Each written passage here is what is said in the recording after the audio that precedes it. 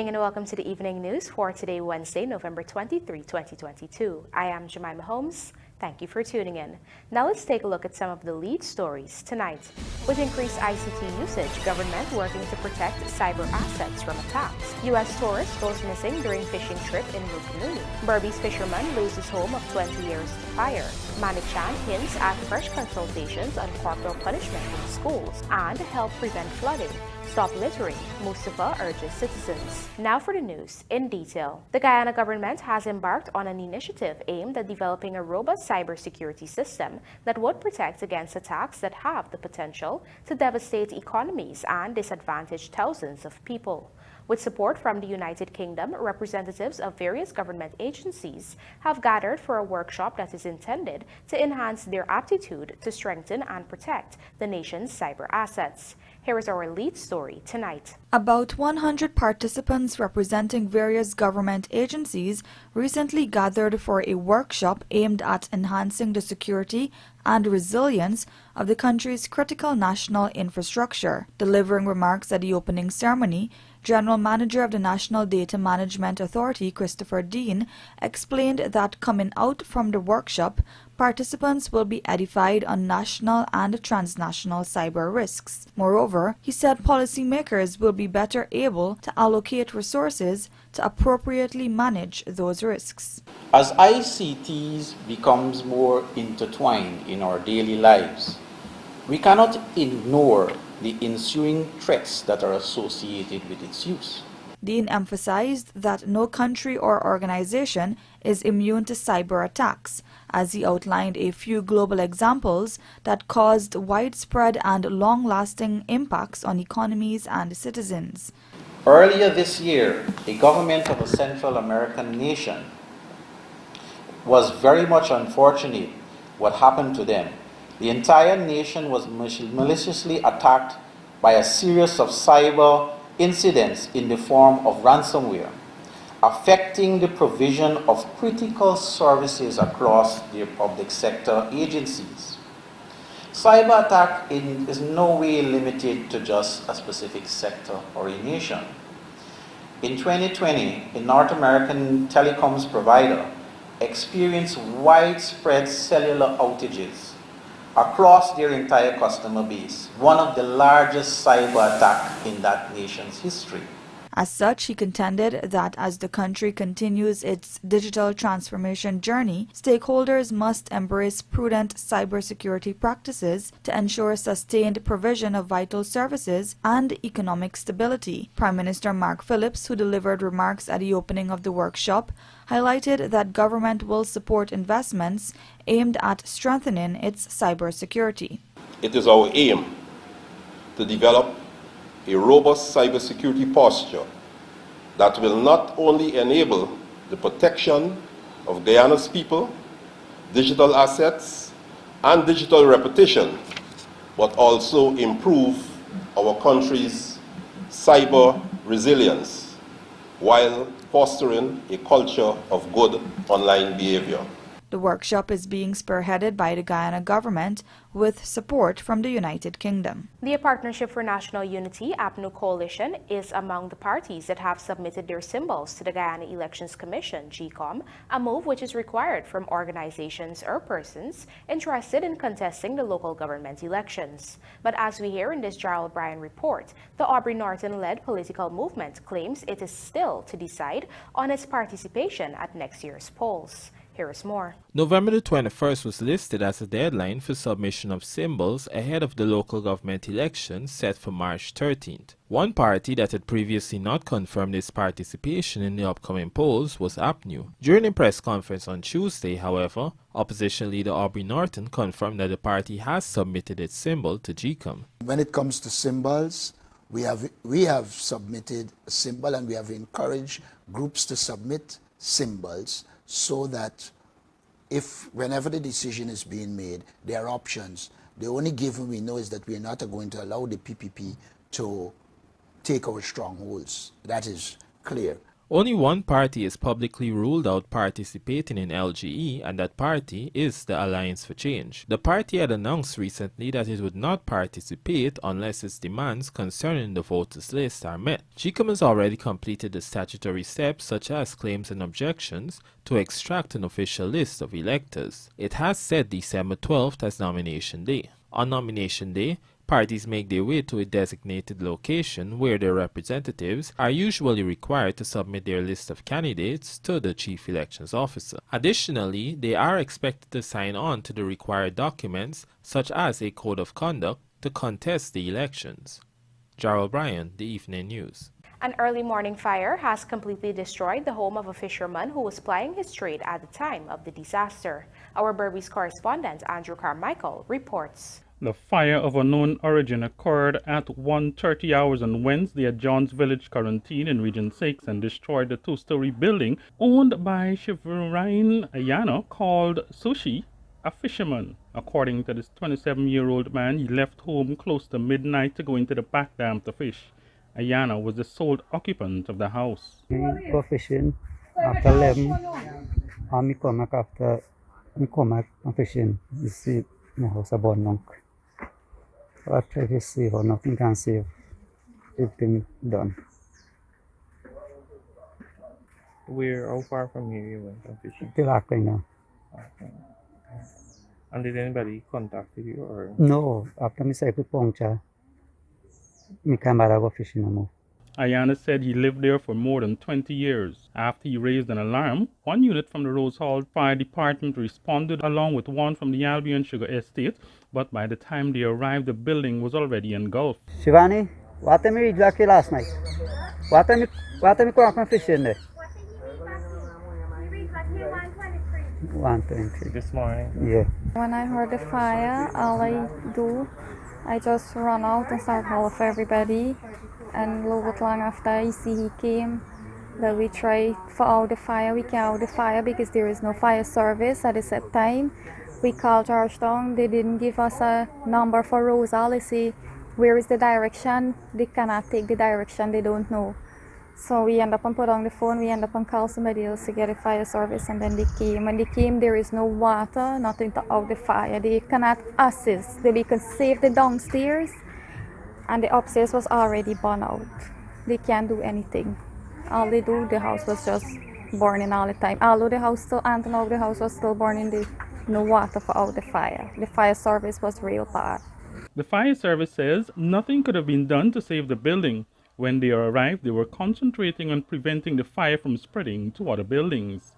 Meanwhile, investigations are continuing. Andrew Carmichael, The Evening News. Authorities are investigating the disappearance of a United States tourist who was on a fishing expedition in the RUPUNUNI, Region 9. Neither the man's identity nor details surrounding the incident have been released.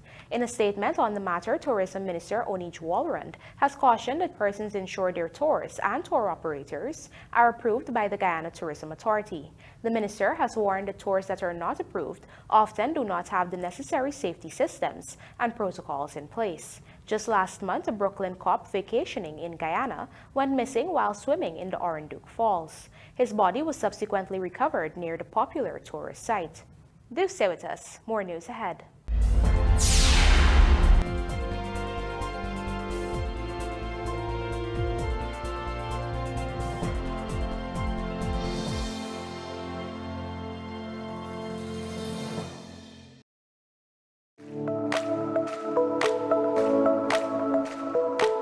Optic offers great patient care that is tailored for my entire family.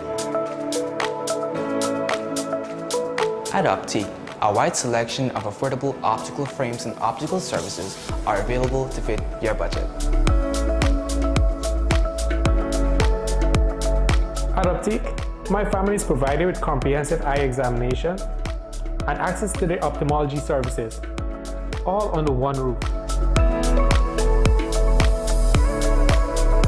Optic takes pride in delivering exceptional customer service and a unique experience to you, our customers.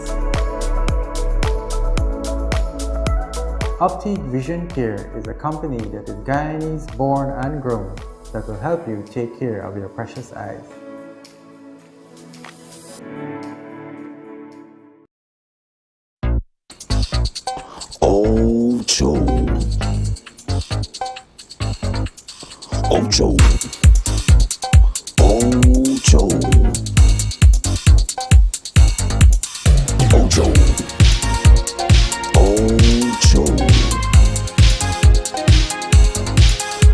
Control. Ocho. Ocho. Ocho. Organic Ocho candy. What's inside counts. Did you know that the government has funded the 2022 budget through oil revenues? Yes. Money earned from oil production offshore is being used to support projects in Guyana, including social programs like the increase of public assistance and old age pension, as well as cash grants to support the vulnerable members of society. Try our virtual sports and win big with so much matches to choose from. Betting starts at $100. Play for your chance to win. Log on to www.superbet.gy or visit any one of our agents to place your bets. Terms and conditions apply. Have fun and play responsibly. Must be 18 and over to play.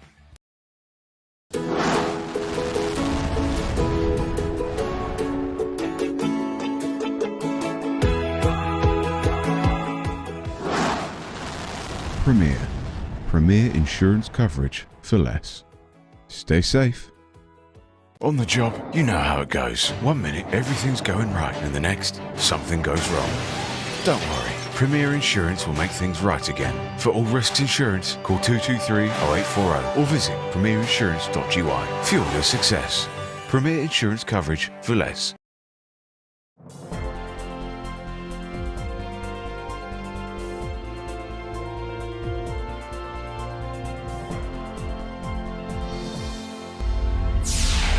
Welcome back. You're watching the evening news. In light of growing complaints on social media about teachers severely beating children in schools, Education Minister Priya MANICKCHAND has said she believes it's time that Guyana decides on a definitive position in regard to corporal punishment. Vanu MANICKCHAND has the details. We should not be hitting, we should not be beating.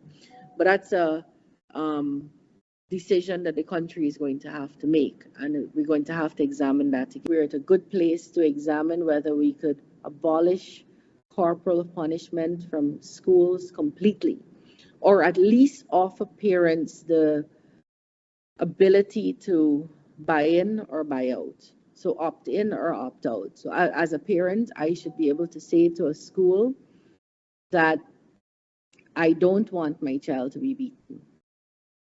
And so that must not be discipline that you administer to my child. I'm opting out of this corporal punishment. That was Education Minister Priya MANICKCHAND speaking on corporal punishment in schools during a recent GlobeSpan program. She explained that clear regulations were put in place during the early 2000s regarding corporal punishment, and if followed strictly, would not see the level of abuse being meted out by teachers. And recently, you have seen all over social media, different children with black and blue marks all over their body, where,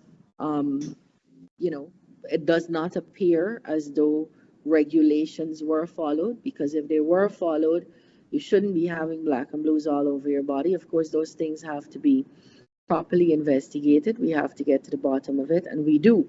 And there are a number of teachers who are fired yearly when there is a teaching service commission in place for breaching those regulations. The Education Minister went on to caution teachers against breaching those regulations. So I saw an unfortunate post tonight, I think, where the union was telling teachers, we got your back, you can flog, we'll stand with you. Well, they can't stand with teachers who are breaching regulations. So I hope teachers understand that. The same parents who have, many of the same parents, not necessarily in every case, who have objections to their children being beaten black and blue, will tell you, I don't mind a lash in the hand or a lash or two in their hands, but you mustn't beat them so bad. And that's where the problem comes. Sometimes countries have to draw lines. You can or you cannot. We can't leave people with discretion about what is appropriate and what is not. Reporting for Earth Evening News, Fanu MANICKCHAND. Amid heavy rainfall, a team from the National Drainage and Irrigation Authority, led by Agriculture Minister Zulfikar Mustafa, has inspected drainage pumps and sluices in the city to ensure they are operable in order to prevent massive flooding in Georgetown. But a critical element of flood prevention, Mustafa has said, is for citizens to cease the wanton dumping of garbage around the city.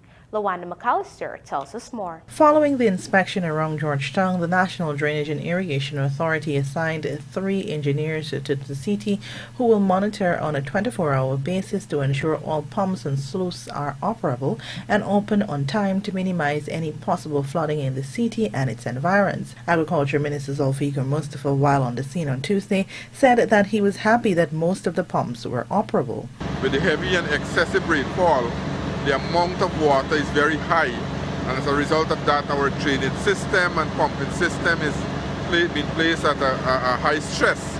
I am hoping that within the next 8 to 12 hours, we can drain the entire area that are flooded. Some area are underwater, and very shortly the sluice will become operable, and I think that will help us to draw out more of the water from the city. Only last week, the Princess Street pump was not functional but is now inoperable after it came into contact with a piece of wood. The NDIA is in the process of extracting the pump to effect repairs and will work around the clock to ensure that it becomes operable in the shortest possible time. This, however, could have a severe impact on the effectiveness with which water is drained from the land, particularly in light of anticipated high-intensity rainfall in the coming days. Meanwhile, Mustafa urged citizens to desist from want-only dumping garbage and other refuse in waterways and in the vicinity of pumps. We are seeing a lot of garbage, a lot of waste being disposed in the drainage system. Only today, the Princess Street pump sucked in a lot of garbage and a lot of waste, and we had to stop it and take it out, and it's under repair now. I am hoping in another few hours it can get back into operation. But this showed the system that residents and citizens are not helping us to ease the kind of trash that they are throwing in the drainage system. Lawanda McAllister, The Evening News. In an effort to foster an improved healthcare system, the Health Ministry, in collaboration with the Pan-American Health Organization, World Health Organization, is hosting a National Health Surveillance Symposium in which stakeholders would determine how to improve on the already existing system. Here is Lawanda McAllister again with the details. Delivering remarks at the opening of the National Health Surveillance Symposium on Tuesday, Health Minister Dr. Frank Anthony explained that the country's health surveillance system was initially built around infectious diseases, but going forward, he said this needs to change to capture other illnesses such as chronic and non-communicable diseases. When we think about diabetes, for example, in Guyana, we are working with estimates, but we have persons who come to us at our clinics for diabetes. We treat them, but we don't have a very strong and robust system of collecting that information, aggregating it, so that we know exactly how many people we are treating. So that we have to change. And it's not only for diabetes, but we have to do that for hypertensive, we have to do that for cardiovascular diseases, and a whole range of chronic non-communicable diseases. The health minister gave another example of cancer and pointed to the challenges in the area. When we look at the information that we have in our cancer registry, it's dated. And that's because there's no real-time collection of information. There's a delay, sometimes by months, sometimes by years. And because of that, our registry is not able to give us accurate information.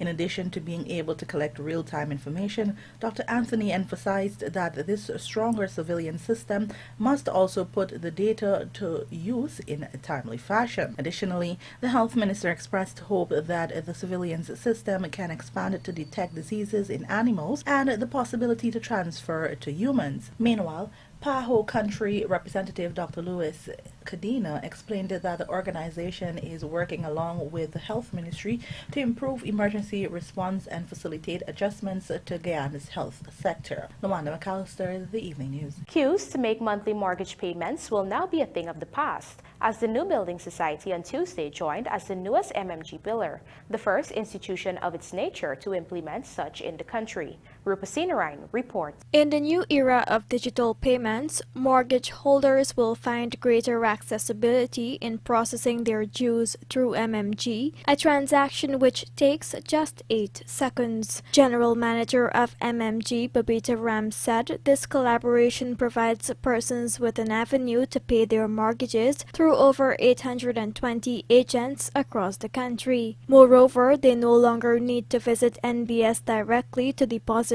these funds, a time and resource consuming errand. So there is really no limit to mobile money.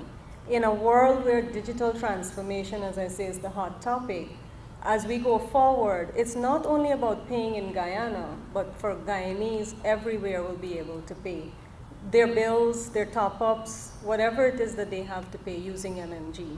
Chairman of NBS, Dr. Nanda Gopal, shared that this addition affords some 10,000 mortgagors with a loan portfolio of over $52 billion with easier access to pay their dues. It is in response to our several mortgagors who are throughout the length and breadth of this country wanting to come out of the line and to come out of the habit of walking with bulks of money to transact their business.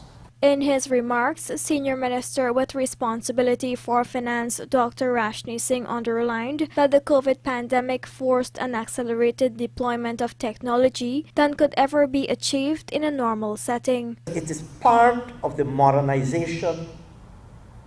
Let's not use fancy words. We talk about digital wallet and digitalization and digital inclusion and financial inclusion and so on. You lose half of the citizenry when you all this fancy jargon. This is about making people's lives easier. This is about making people's lives easier. As long as you got a phone, you don't need to leave your house to make your NBS payment. That is what you have achieved today. That is what, 10,000, you said 10,000 mortgages? As long as you have a phone in your home, you don't need to leave your home to pay your NBS mortgage. That is what you've achieved today. There are more than 950 entities in Guyana that have the capability to accept MMG payments. RUPUNUNI, The Evening News. And now for a look at the bridge reports. The Demerara Harbour Bridge is scheduled to be closed on Thursday, November 24th at 4 hours for a period of 1.5 hours. Meanwhile, the BERBICE River Bridge is scheduled to be closed on Thursday, November 24th at 16:35 hours for a period of 1.5 hours. Joseph leads West Indies fight back against Australia 11 and Green Cops gold. Clark bags fourth at WNBF World Championships. Details of these stories and more in this podcast, sponsored by MANICCHAND, coming up on the other side of the break.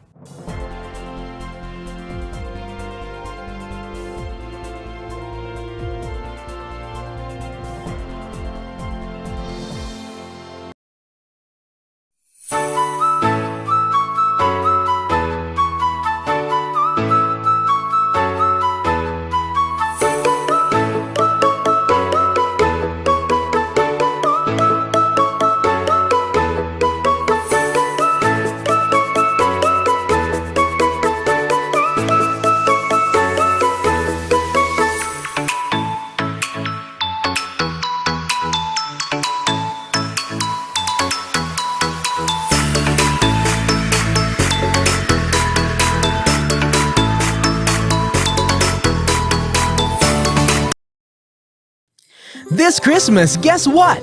You're guaranteed to save big right at National Hardware Limited. Shopping for Christmas trees? We've got all sizes from the traditional to the ones with a modern twist. Garlands, wreaths, lights, and Christmas inflatables are what you need to bring that Christmas cheer. Out with the old and in with the new. We've got curtains, carpets, and so much more to spruce up your home for the holidays. Save time too, and get presents for both boys and girls, whether big or small. National Hardware has you covered in more ways than one this holiday season.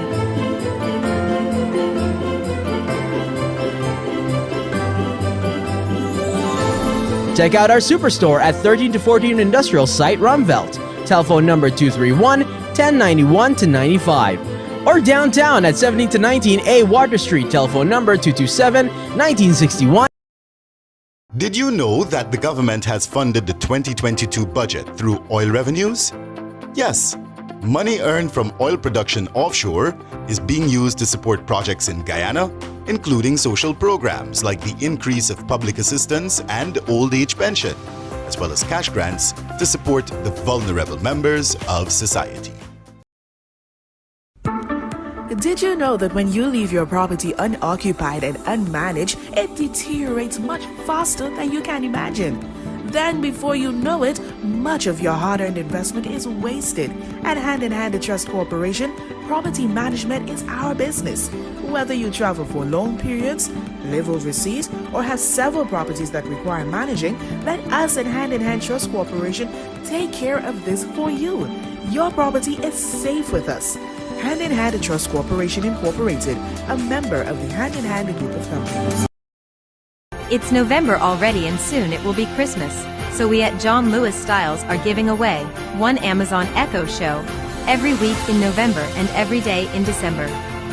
Stream music and videos, make video calls and control smart devices, alarms, reminders and lots more. Every $5,000 spent gives you a chance to win when you shop for clothing, footwear, watches, fragrances, handbags, luggage and accessories. So visit us on Waterloo Street.